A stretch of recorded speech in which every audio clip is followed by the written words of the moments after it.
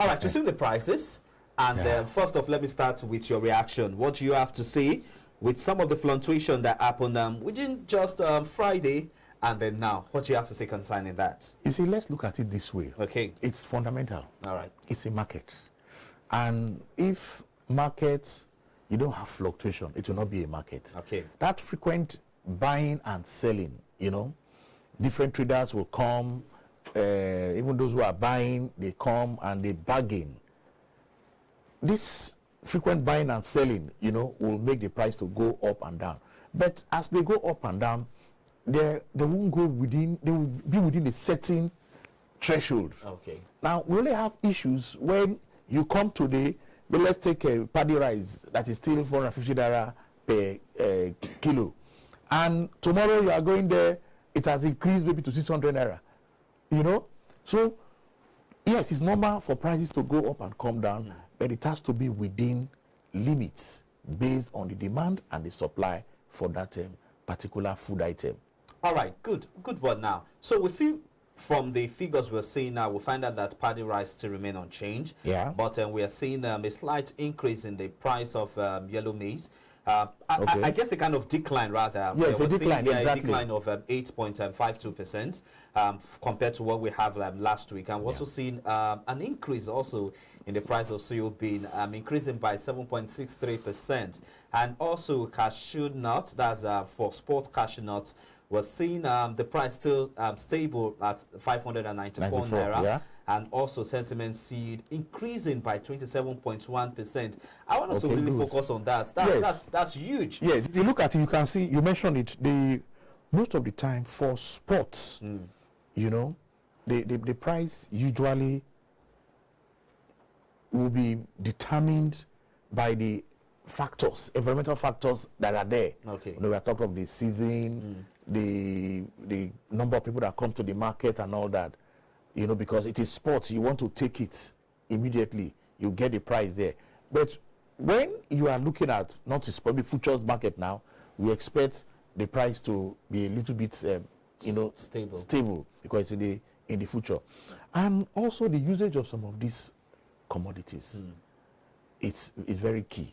Take the cashew nuts. We know how, though the price is stable now, but we know how the usage of these cashew nuts, it has some industrial use, which we want our farmers to be aware.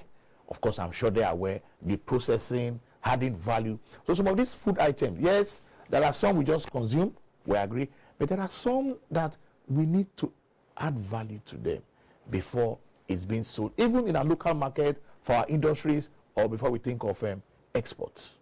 All right, so let's quickly, I was even coming to the point of consumption, but then again, you've attempted that question because I wanted to really know how Nigerians really consume this particular product and then their impact on, you know, on household in terms of daily consumption. Okay, let's be specific now. Which of the... So let's look at, I don't want to talk about rice because rice is, of course, you know, it's a daily staple that we live on a daily basis. I'm doing this morning and then for lunch as well today. I also have it planned for lunch as well. Now let's talk about sesame seed and sesame seed. Beg your pardon on that. Sesame seed and also that on the cashew nut. Let's really talk about the consumption and then soybean. And Nigerians really consuming soybean. Yes, if you go right there in the north, okay, it's being consumed very well. You know, they also process it, you know, for milk, and people take it as kind of a cereal like that for breakfast and all that.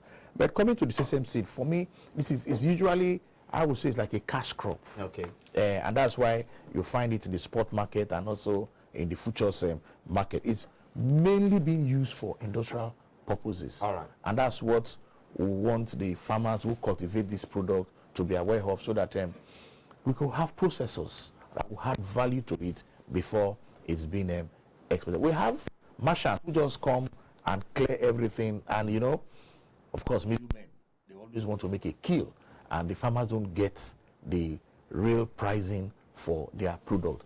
And that's why we are seeing some of these commodity exchanges, because when these products are done or are brought to these exchanges, the quality of this product is also guaranteed, because The exchanges have what they call, you have to test the standard. Okay. So that they meet the international standard, the requirement for these their product. And of course, you also have what they call warehousing. Okay. Because they need to be properly stored. Yeah. You know, within certain room temperature and pressure. So at the end of the day, when the buyers have now come to collect their product, it is still within the quality that will be used in the industry. All right. I like the fact that the price of palm oil per liter still stays at 1,400 naira. Ever since I relegated the duties of the kitchen to my wife, I really don't get to know the prices of all of these things. And sometimes I remember when I was still very much of a bachelor, anytime I go to the market and I realize that the prices of products are always on the increase, I get angry, really. But then we're seeing a relative price still a bit really stable. Yes. And what do you think is the cause of this? And also come to even think that of the fact that inflation is coming up this week. Exactly. And there are projections that the prices, food inflation rather, will skyrocket by another 25%. Charles, what do you have to say concerning of this? Let me speak first the stability of some of these staple food you have just mentioned. Now, like I said sometime, I think on this platform, that Nigerians are beginning to adjust.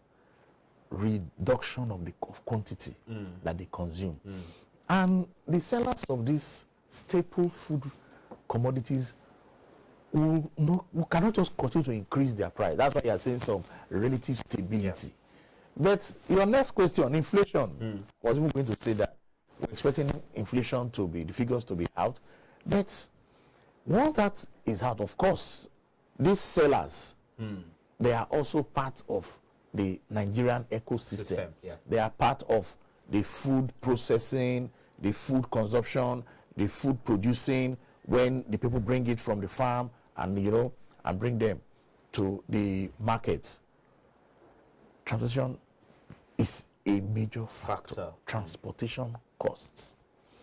Well, in Lagos, let's speak for Lagos here. In Lagos here, we have seen the governor saying the government-owned buses will slash prices by 50%, and the local ones will. But if you ask me, for the local ones, I've not seen any. Yes, because I was going to even make I've not seen any reduction. So, if imagine if you are very observant, look at when these women have come to Mile 12 market, it's close to us here, and you see how the products have come from other parts of the country, and they are here. You will see that storage is a problem. Yeah, very true. And by the time the women finish buying, doing their transaction, they are now taking it to where they're going to be selling this product, in terms of retail.